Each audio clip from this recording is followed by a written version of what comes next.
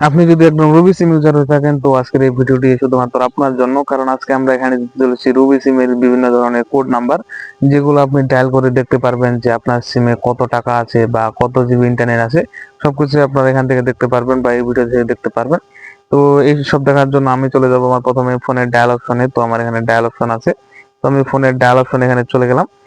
তো ফোনের ডায়াল অপশনে আসার পরে আমরা যদি টাকা দেখতে চাই, তো আমার ফোনে কত টাকা আছে সেটা দেখার জন্য আমাকে এখান থেকে ডায়াল করতে হবে স্টার টু টু টু অর্থাৎ 222, তারপরে হ্যাশ দিয়ে আমাকে কল দিতে হবে। তাহলে আমার সিমে কত টাকা আছে মোট সেটা কিন্তু আমি এখান থেকে অটোমেটিকলি দেখতে পারবো। তো আমার ফোনে ব্যালেন্স আছে মাত্র 3 টাকা। তো এই 3 টাকা আমার ফোনে ব্যালেন্স আছে।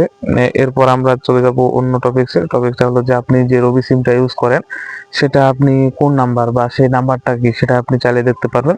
তো সাধারণত অন্য যে কোনো সিমে, যেমন আমরা গ্রামীণ সিমের কথা যদি বলি, তো সেখানে যদি আমরা 2 দিয়ে সরাসরি কল দিয়ে দিই তাহলে কিন্তু অটোমেটিক্যালি আমাদের গ্রামীণ সিমের যে নাম্বারটা আছে সেটা কিন্তু চলে আসে।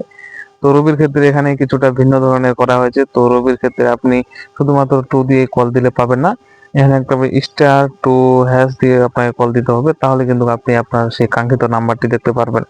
তো আমি আমার পার্সোনালিটির জন্য আমি আমার নাম্বারটি এখানে দেখাচ্ছি না, তো তাই এটা আমি বাদ করে দিলাম বা একটু কেটে দিলাম।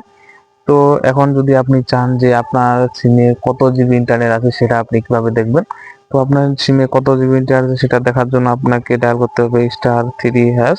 তো *3# যদি আপনি ডায়াল করেন এবং সেখানে কিন্তু আপনাকে অটোমেটিকলি দেখতে পাবেন যে আপনার সিমে মোট কত জিবি ইন্টারনেট আছে। তো আমার ফোনে ইতিমধ্যে 5 জিবি ইন্টারনেট আছে। তো এটাই আমার জিবি ইন্টারনেট।